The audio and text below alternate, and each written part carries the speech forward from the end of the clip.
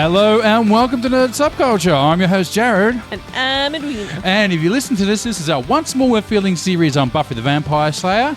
Today, Eddie, we're doing Season 5, Episode 9, Listening to Fear. This episode originally aired November 28th, 2000, written by Rebecca Krishna and directed by David Solomon. Over to you, Eddie. All right, this is a full spoiler podcast. I'm a huge fan, but Jarrod has never watched the series all the way through, and I'm trying to convince him it's worth his time. Unfortunately, not with this episode. This really was a stinker, wasn't it? Yeah. I had to watch it twice because I went to do my notes and I couldn't remember a fucking thing. I couldn't remember anything. Like, what happened? Something with I actually completely forgot about the monster thing. Oh, really? I'm like, oh, yeah, that's right. There's aliens in this episode. So there's aliens in the Buffy universe. No, it was like summoned from... I can't even remember how they explain it, but yeah, it wasn't actually from out. Well, it's terrestrial, and he specifically said not subterranean, extraterrestrial. Yes. But then they said it was summoned, though, like it was something that you could summon from space. So, yeah. So...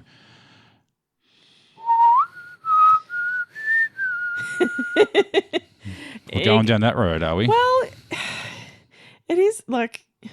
To quote Dawn, I hate it. I concur. Yeah, this episode, it is almost a step backwards to season 1, where they were trying to be like the X-Files. Mm-hmm. Yep, the X-Files episode. Yeah. For sure. And the show only really hit its stride when it stopped doing the X-Files episodes. I know, Seth Green's already left. We can't do X-Files anymore. He was in the first episode, wasn't he? Yeah. Of X-Files. Yeah. But so we'll get back to the X-Files thing because there is probably more to say on that and why it's so similar to the X-Files.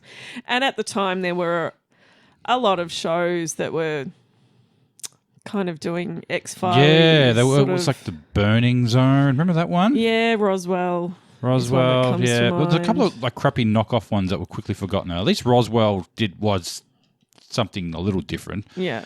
But there were sort of the X-Files government bureau investigating phenomena rip-off shows. Yeah. I remember seeing like a British one at one stage as well.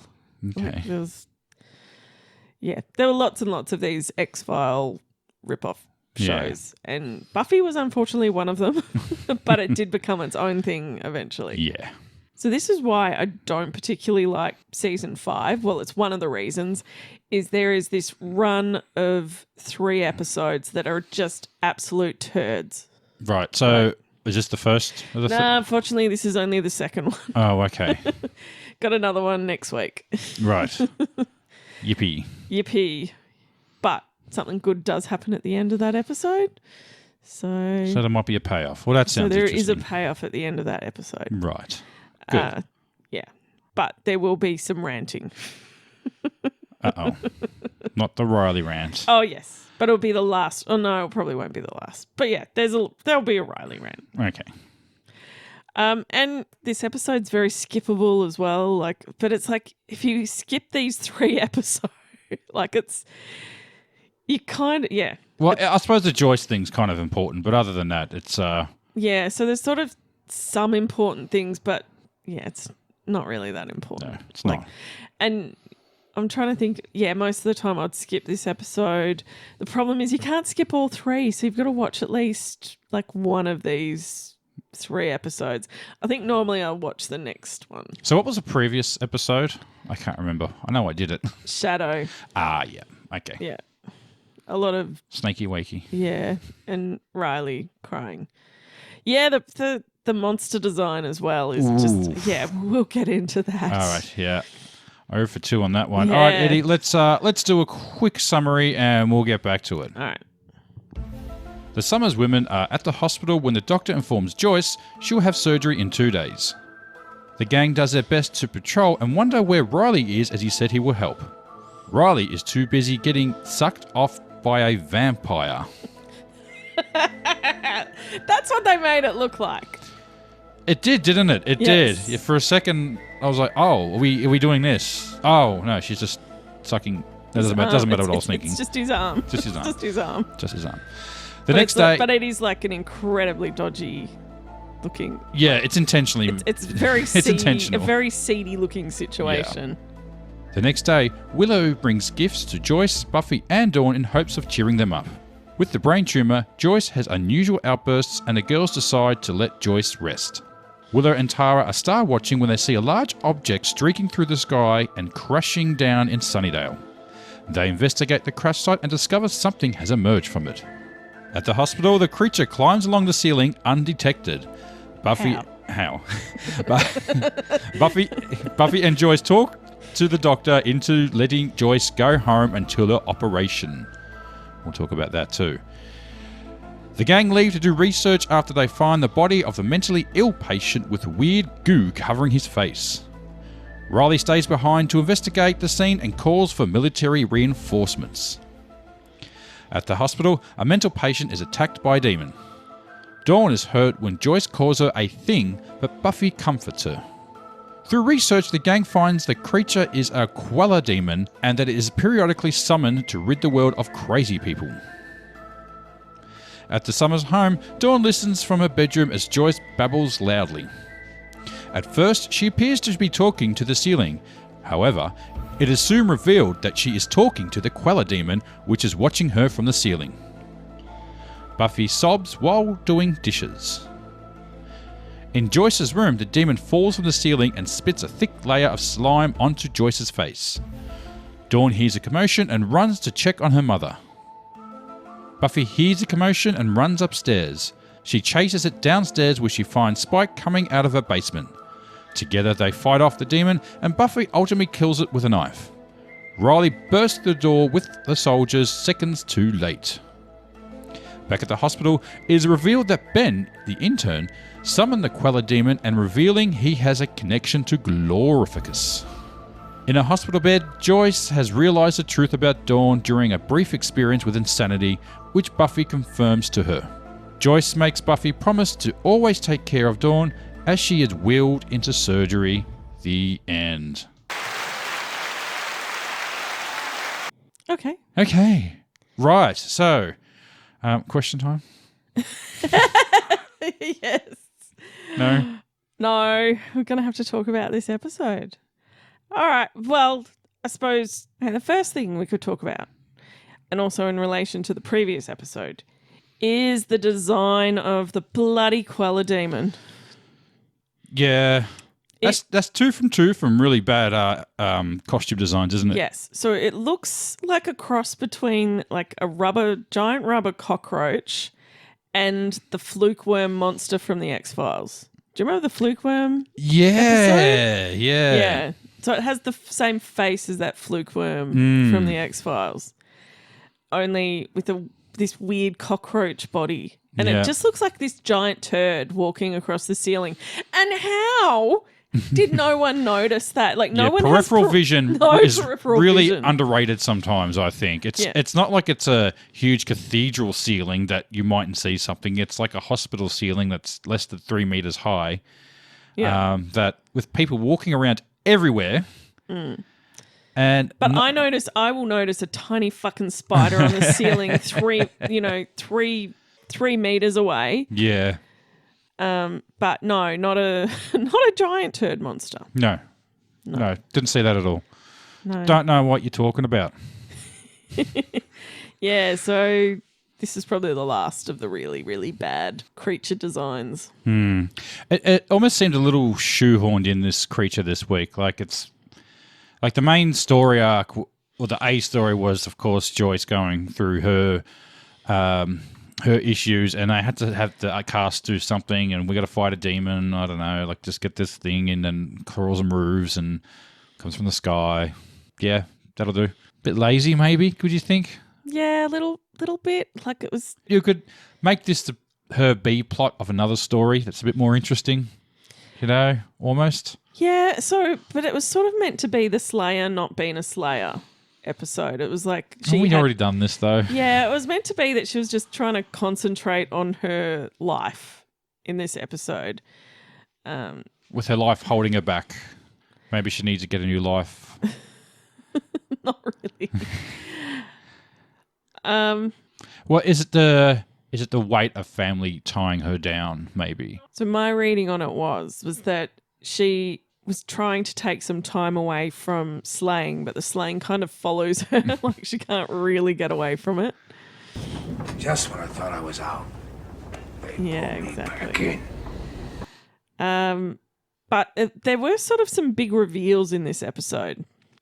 Well, Joyce realizing that Dawn wasn't Dawn, or isn't her daughter. Yeah. Well, it was that thing where Buffy so easily could have just gaslit Joyce into being like, no, of course she's yours. Of course she is. You know, just. Yeah, that's just the crazy talk. That's just crazy talk. Exactly. Like that was just the tumor. Like, no, she's fine. Like, but no, she lets her mum know straight up. Yeah. Yeah. No. That's not crazy talk. No, I know. Yeah. That's my brother. Crazy talk. We're all a little worried about him. So that was sort of a nice moment. And also you learn about Ben has some kind of connection to Glory. I think it's pretty obvious, isn't it?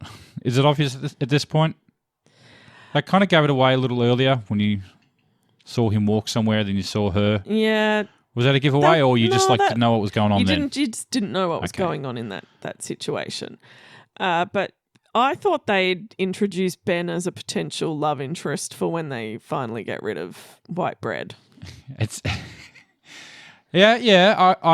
I still think that, actually. I thought maybe he might be. No? Yeah, maybe he might be. Maybe? Okay. Maybe not. All right. But maybe he also has a connection to Glory. There's some sort of connection, and he's constantly cleaning up after her. Yeah. So poor Beneficus. Beneficus, yeah. Beneficus. Yeah. So I think you know where that's. Yeah. So that was the big reveal, but also their treatment of the mentally ill within this episode. You know, like just treating those people as if they're absolutely nothing is like has dated poorly. Did they? Or just locking them in to their beds and just walking away? Just their treatment within this episode. The fact that Ben calls a Queller demon to come and kill all these people. They're not people to him. Oh, okay. Hang on. I just worked this out. So all these people were sent crazy by Glory, and he was tiding. Oh, okay. I didn't understand the connection of that, of why he summoned the demon. Yeah. Okay. Oh, I just worked that out. Yeah. Flash over here. Okay. Yeah, because you've seen her brain suck people. Yeah. Yeah, and that was like the guy she interrogated. Yeah. The guy that she. Yep. Okay. Yeah. As I said, like they're not even treated as people in this episode. Like they're completely disposable. Well, I suppose he must know that there's nothing anyone can do for them. Is that sort of the decision he's made? Like their brains are liquid now. Like there's nothing, they're just going to be a burden on their families and stuff for the rest of their life. Well, the whole thing is that the ones that were in the hospital didn't have families. Oh, yes. Yeah. Oh, no, but the guy who ran off, well, that was just bad timing, was it? No. He had gone home to his family, and that's what Ben said, that they weren't equipped to look after him because he needed 24-hour care, as in he would probably just wander off. Which he did. Which he did. Yeah. Because they weren't equipped to look after him. So is it, I know it's not a nice thing to say, but from his point of view, was get rid of them, were they better off in some ways? Is that, his justification for it? Yeah, pretty much. I mean, why do it in the first place anyway? Because there was an abnormally large amount there was no more room in the bloody mental hospital. Like there was no more room in that ward. That was the issue. So he's doing it in the perspective of freeing the hospital up? Is that what his sort of motive was at the hospital? Or was it more to conceal her? I think it's more to conceal her. That all these people that would draw attention. Yeah. Okay. Yeah. Right. Okay, that makes it a little more interesting. All right. So this is what happens when you stare at your phone when you're watching something. Yes, exactly. You miss everything. You miss everything. Well, you've probably seen this a few more times. So I have seen it a few more times. I didn't get that connection. But it's not like I had a mobile phone when I first watched this. All you got is a VCR and a lot of fucking time to rewatch. Yeah. All right. So I'll get to one aspect of this. Another aspect. Okay, there's a few of them, yeah. Keep going. Yeah, so another aspect that really annoys me. Oh, okay. I thought it was talking positive then. All right, here, go on. Annoys me in this episode is the fact that the doctor lets Joyce go home. Okay. Now, let's talk about this. It was a really dumb idea.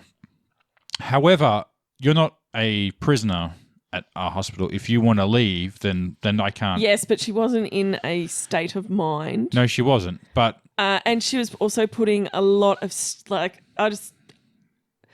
think she was putting a lot of stress and pressure on Buffy, and I think it was very, very selfish of her.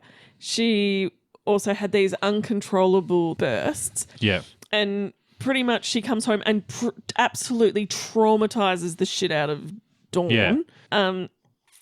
It was just not a good idea. No, it wasn't. But I suppose you're in that situation. She really wants to leave, and yeah, but Buffy also wasn't equipped to look after her. Like, she didn't have medical training to look after her, and she probably needed more care. Would you blame the doctor? Do you? Well, yeah, he should have said no. You really need to he should have said no. He should have actually stood up for Buffy and sort of said, no, it's not fair on your... Well, Buffy was insisting too, wasn't she? Buffy was just was going along with her mum. Yeah. She realised that her mum... She just wanted to do what her mum wanted her to do, but he should have said, look, it's probably too much of a stress. Yeah, no, I thought it was a horrible idea. On your... how old is she? She's 19? Yeah. It's probably too much of a stress on your 19-year-old who's also looking after her kid sister. And supposed to be doing college. Yeah, and supposed to be... Yeah, exactly. Giving that up. But on the flip side, though, had she not have, she probably would have been killed. Well, would have she? Because Buffy would have been... Buffy was with her the whole time. Well, not at the hospital. She was with her the whole time. Well, she said, can we go? And it's like, yeah, I think it's a good, Yeah. So, but she mightn't have been there. Buffy was at the hospital when the Queller demon was there. Yeah, but if she'd left without her mother. No, but she was spending all her time. Yeah, but the Queller demon left with her anyway. Do you know what I mean? Right, okay, yeah. It wouldn't have actually made a difference. Well, it might have gone... it left with her because the mother was with her. Yeah. So had she left without her mother? But she would have been she would have been at the hospital with her mum. Oh, you're assuming she would have been. Well, no, that was always her. She was always planning to stay at the hospital. What if she decided to not be at the hospital that night and go home? But she hadn't. That was the whole thing. All right, That's okay, why. all right. All right, going in circles here. Yeah. Okay. So I thought it was really unfair of Joyce to put that responsibility on Buffy as well. It was just a bit selfish. It was reckless, yeah. Very reckless, yeah. And the fact that she was saying really, really horrible things and then couldn't actually remember the horrible things. Well, she was doing it prior to her leaving, so Yeah. it should have been pretty obvious that it's not good for her to leave. Yeah. So hated that. It's also very unnerving watching Joyce have those outbursts as well. Yeah. That's all I have to say about that. Okay. Okay, I'll go on my Riley rant now. Okay. All right, Riley. fuck him, fuck Riley. Yeah, that scene. Actually, it starts out that he tells Buffy that he's gonna be patrolling with the gang, the Scooby Gang, and Riley are gonna be patrolling together, so Buffy can be with her mum, and he doesn't show up. And he's getting a vamp job. Yeah, he's getting a vamp job.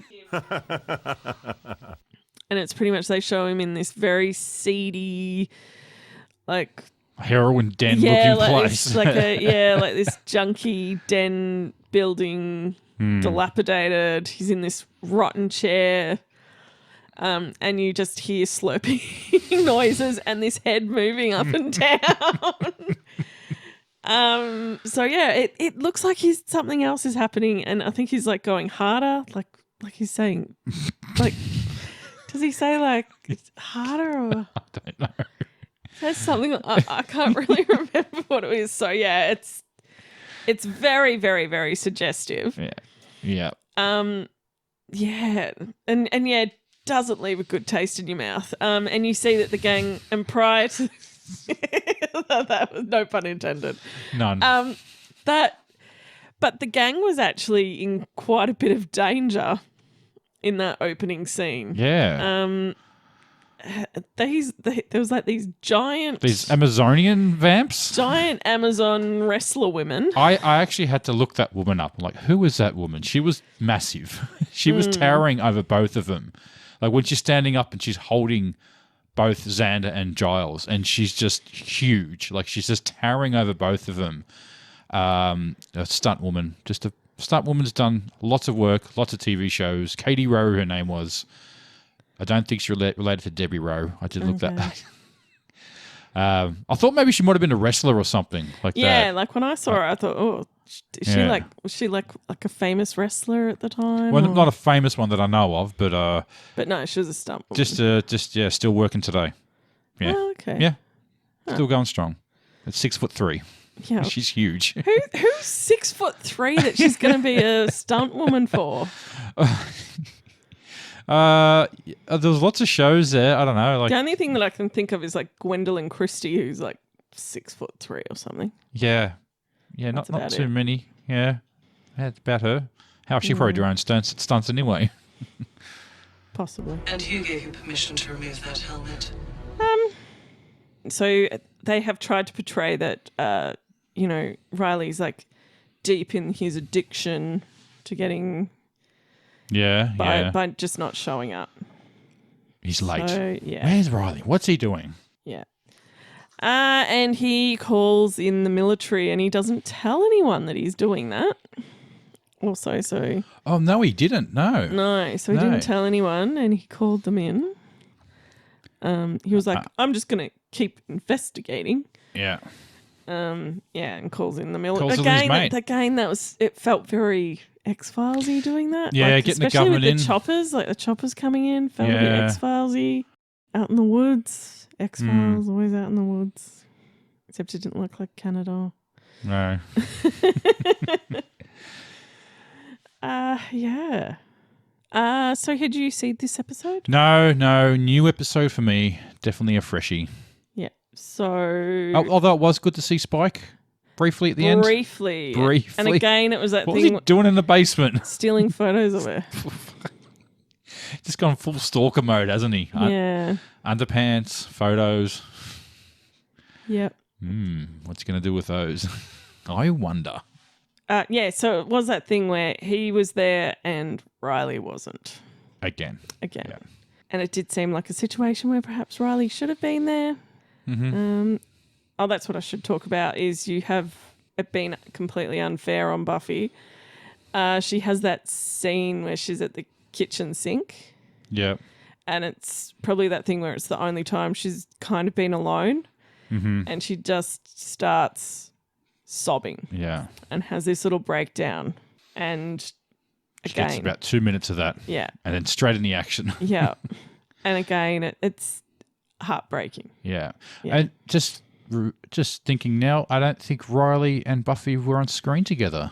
Oh, they were. Oh, were they? Yeah, they were. When was that? Because he does burst in with the military. Right at the end, yeah. But yeah, again, so Spike's there and helps her. Mm-hmm. Riley comes in at the last minute and isn't too there. little, and it does, too late. And it sort of does feel like Spike's always is there for her when she needs someone. And Riley isn't. Like, there's just this mismatch of timing. Yeah. And did you go down any rabbit holes? I've got one slight little thing I wanted to bring up. Mm-hmm. Something Willow mentioned when they're talking about asteroids and the Tunguskan event. Ah, okay, yeah. The Tunguskan event. Have you heard of this? Isn't that an episode of X-Files as well? It possibly could be. One where they cut off their arms so that they can't do the experiments? I don't think it is that. It's not to do with mutilating No, bodies. but they're in Russia. And So there it was, might be an area. And there was an asteroid that fell. Yeah. And then they were doing experiments in that area, and the locals were cutting off their arms so that they couldn't get experimented on. Oh, okay. No, I do not remember that one. It's a really horrific episode. And like you see Mulder, like he gets like tied down and black stuff, like that black shit thrown on his face. Right. Yeah. Kind of like what that monster did where it spat shit on your face. Okay, maybe a connection there. Yeah. The Tunguskan event, yes, so an area in Russia called Tunguska in the middle of Siberia was hit by a meteorite. Well, not really hit. It possibly pancaked, and that means it explodes in the atmosphere, which apparently is worse than a meteor hitting the ground. Okay. Yeah. Happened over 100 years ago, 1909, in absolute middle of fucking nowhere, which is actually a blessing because no one was officially killed. Maybe 3. They're not too sure.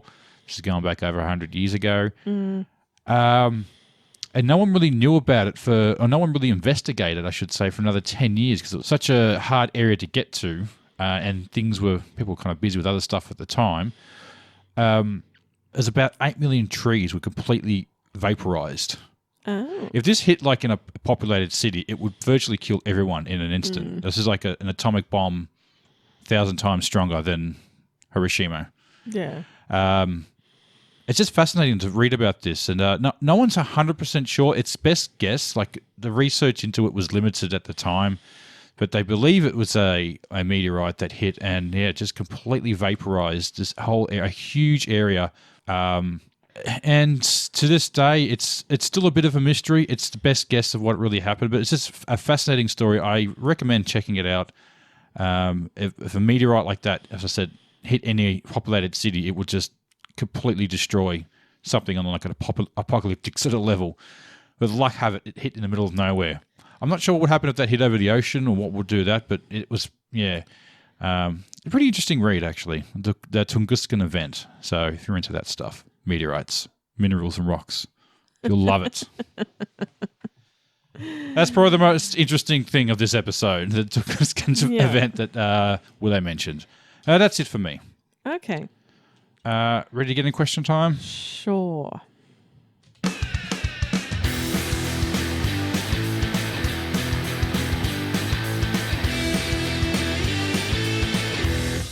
Answer the question. Okay, Jarrod. Which character was your favourite? These questions were really, really hard this week. They were really, really hard because no one was really good. There was nothing great. I just wrote down Spike. Yeah, I too had a lot of issues doing the questions. Yeah, this is really, really tough. Yes, I just went with Buffy. Yeah. Very vanilla, isn't it? Yep. Which character do you love to hate? I guess the slug monster. Although Joyce was a little annoying too. Yeah, I kind of went with Joyce. Yeah, actually, I'll change it to Joyce. She actually was traumatizing both her kids. The monster's just being the monster. That's just what he does. Yeah. He's just doing his job. He's doing his thing. Doing his job. That's what he was there to summon to do. He summons to kill the lunatics. Yeah. Poor Quella Demon was just doing his job. I know. Slugging around. Poor little fella. Poor little fella. Just had to kill a lot of people. LOL moment. Yeah, I actually didn't fill this in. Oh, really? I couldn't think of anything that was funny. Mine's the unfortunate. It's not even a joke. It's the fact it's supposed to be scary, but instead it's just laughable. And it's where Joyce is babbling at the ceiling, and then the camera pulls back, and you realize that like the Quella Demon's on the ceiling, but it literally looks like there's a giant poo on the ceiling. Actually, it was kind of funny when Buffy's like stabbing the demon and the Quella thing, and he like just sort of passes out on her. Yeah, and she's just sitting there with the thing. Yeah. Yeah. Kind of funny, I guess. All right. Favorite fight scene? I guess the intro fight was pretty good.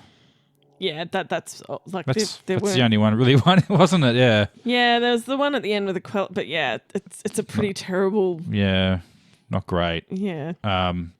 Yeah, with our Amazonian women. Yeah. Well done. That's the exact same one that I have, and Willow dusts them both. Yeah, on your Willow.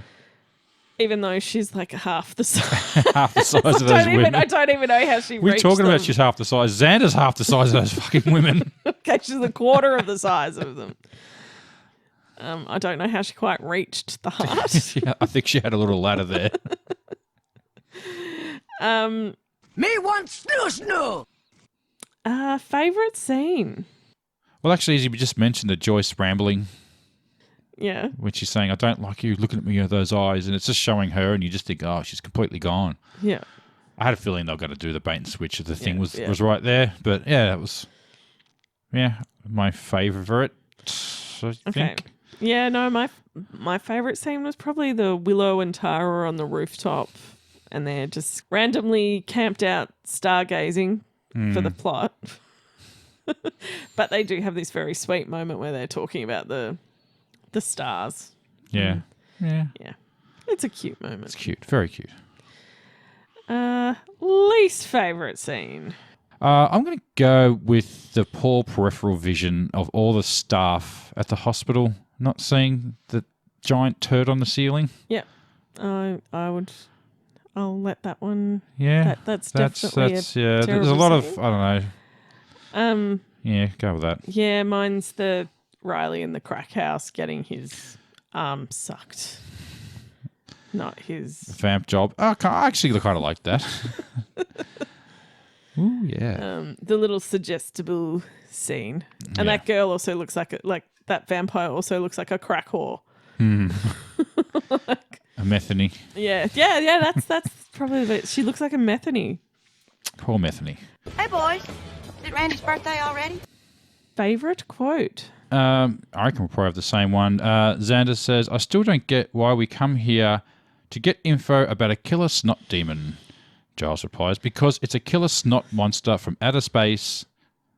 I did not just say that, did I? Yeah, that's the exact same one that I have. Yeah, okay. Because it's actually the only good quote in this entire episode. Nice little quip there. Yeah. Who gets the wooden spoon? Well, I gave it to Dawn and Buffy for taking Joyce home.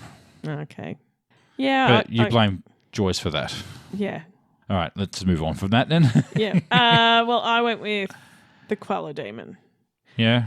Yeah. Poor guy, just doing his job. Yeah. Well, he killed a few of them, so yeah, didn't do but too he bad. Didn't get to kill all of them. He mostly killed them. He mostly killed them. Mostly.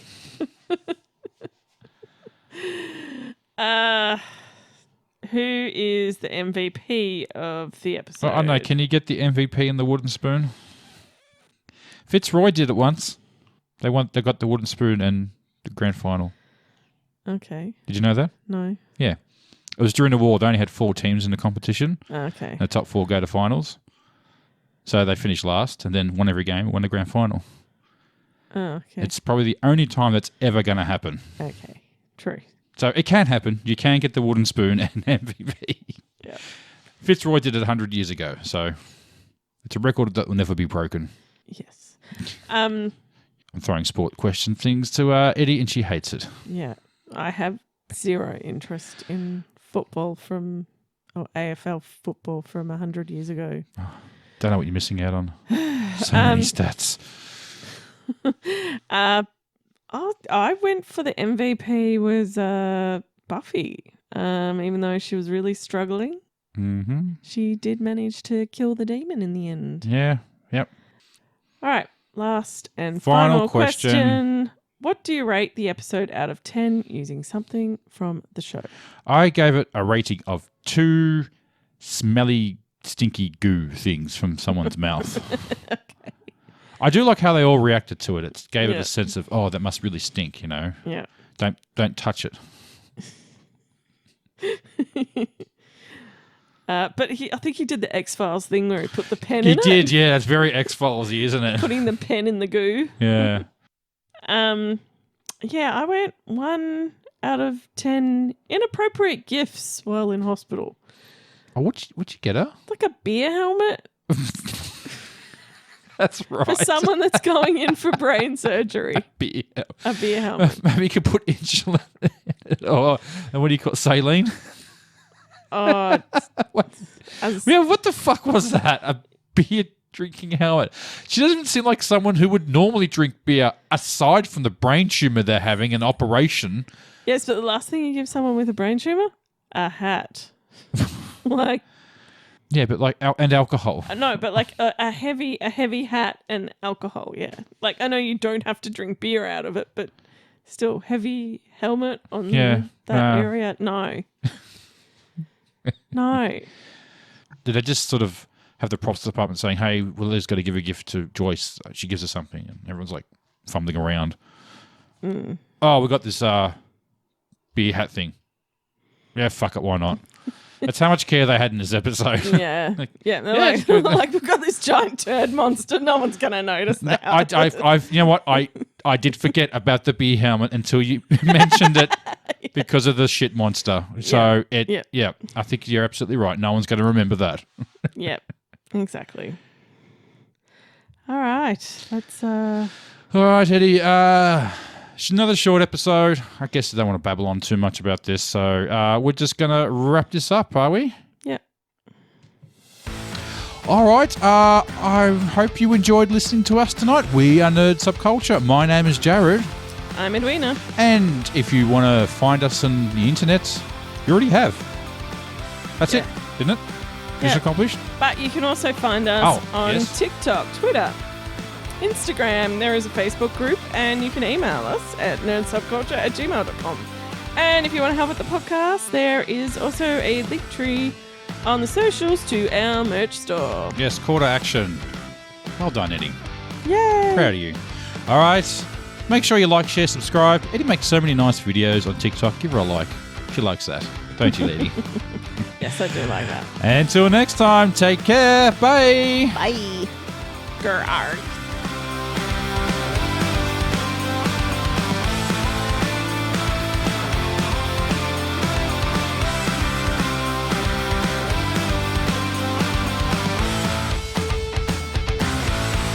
I hate it.